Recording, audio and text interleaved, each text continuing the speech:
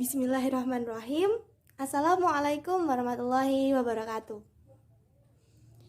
Alhamdulillahirrabbilalamin. Assalatu wassalamu ala asrafil anbiya'i wal mursalin Sayyidina wa maulana Muhammadin wa ala alihi wa sahbihi ajma'in. Amma ba'du. In the name of Allah, the most glorious, the most merciful, and may the best of prayers and favors be upon Muhammad sallallahu alaihi wasallam, who is his prophet, the most beautiful, the most beloved servant, and the most superior of mankind in any respect. Alhamdulillahirrabbilalamin. Kita dapat berkumpul bersama, walau secara virtual. Alhamdulillah, kita dapat menuntut ilmu bersama dengan teknologi yang kita miliki. Hari ini, saya akan membahas tentang buka mata. Kenapa membuka mata? Karena manusia banyak sekali yang menutup matanya tentang hal-hal yang harusnya mereka membuka mata. Seperti apa itu? Benar. Manusia-manusia yang mengaku dikepung berlapis gelap butuh cahaya. Menjerit-jerit nastapa karena hatinya telah kekeringan dilanda dahaga.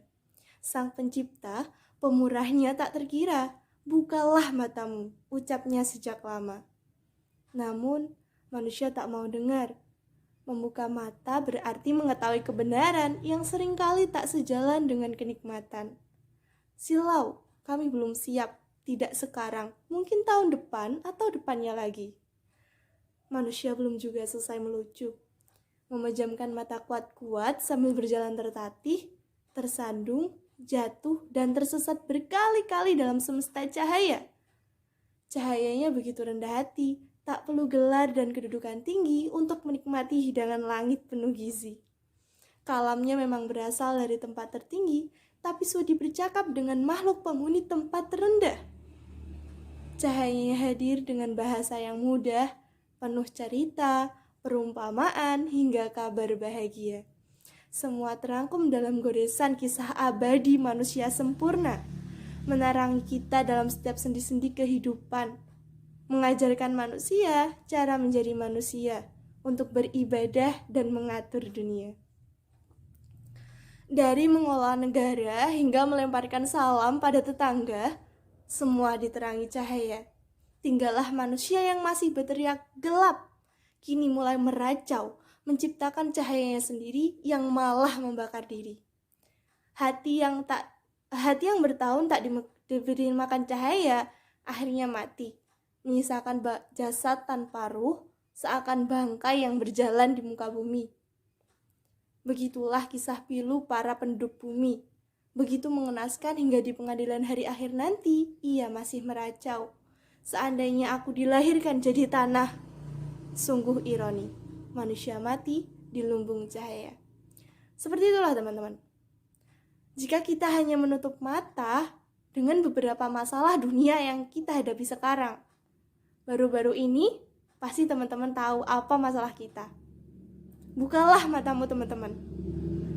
Mereka yang di sana, itu saudara kita. Mereka juga umat muslim. Setidaknya, kita menjadi penyokong mereka. Kita menjadi support system mereka. Tak mengapa, walau hanya jadi batu kerikilnya, asalkan jadi bagian di sana. Ingatlah teman-teman, hanya pada Allah lah kita menyembah. Dengan kontribusi apa? Kita memberikan yang terbaik untuk agama kita. Dan apapun yang kita miliki, apapun yang kita mampu, kita berikan untuk agama kita, untuk manusia, untuk orang lain, untuk umat muslim yang ada di dunia. Seperti itulah teman-teman. Apakah teman-teman tidak ingat ketika nanti di yaumul mahsyar, di yaumul hisab itu sangat berat teman-teman. Semua amal, semua perilaku akan dipertanggungjawabkan. Dari mengolah negara, kepemimpinan, menjadi siswa tentunya, semua itu akan dipertanggungjawabkan di hadapan Allah Subhanahu wa taala. Allahu Ahad. Dialah Allah yang Maha Esa. Hanya kepada Allah kita menyembah, hanya kepada Allah kita kembali.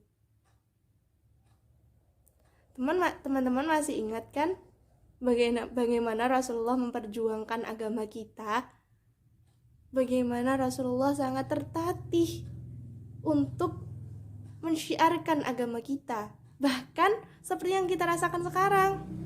Dan Allah sekarang ini sedang membuka lahan syahid bagi saudara kita yang ada di sana. Masya Allah, begitu benar bukti Allah, teman-teman. Oleh karena itu, kita yang masih muda, itu bagaimana? Saya pernah berbincang dengan salah seorang penulis buku novel Nyala Semesta, Terevara Konita, yang menjelaskan pertama, ketika ia bertemu dengan seorang orang pejuang Palestina yang ada di Turki, itu menjelaskan bahwa ngapain aku ada di sini? Harusnya aku ikut berjuang di sana. Padahal itu orangnya udah tua banget. Terus bagaimana kita yang masih muda? Harusnya kita itu ikut berkontribusi apapun itu. Sekian, terima kasih. Semoga bermanfaat dan membuka mata kita semua. Hanya itu yang dapat saya sampaikan. Semoga bermanfaat. Thank you for your attention. Wassalamualaikum warahmatullahi wabarakatuh.